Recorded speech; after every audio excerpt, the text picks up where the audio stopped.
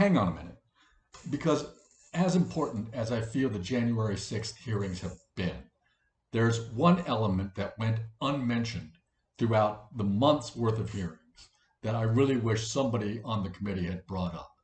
And that is that on January 6th, 2021, the United States was in the midst of the Delta wave of the COVID-19 pandemic, by far the deadliest period of the pandemic. And I think this is important for a few different reasons. First, it speaks to the profound dereliction of duty on the part of Donald Trump himself. He could have been attempting to lead the nation and reassure them through a period of unprecedented death and illness. But instead, he focused all his efforts on retaining power for himself. Also, it speaks to the importance of the hearings themselves.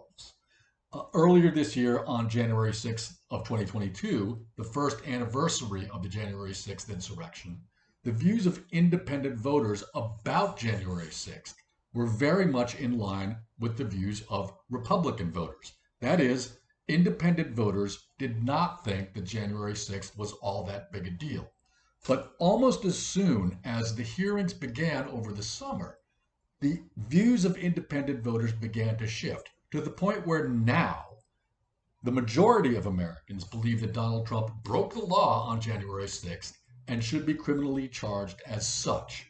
And I've always believed that on January 6th, so many Americans were already so traumatized by what had been almost a year worth of pandemic at that point, that they simply didn't have the emotional bandwidth to deal with an event as additionally traumatic as January 6th was. And I think it needed a space of time intervening between that day and the hearings this year for them to be able to begin to process this. That's just my opinion. Anyway, thank you very much for your kind attention.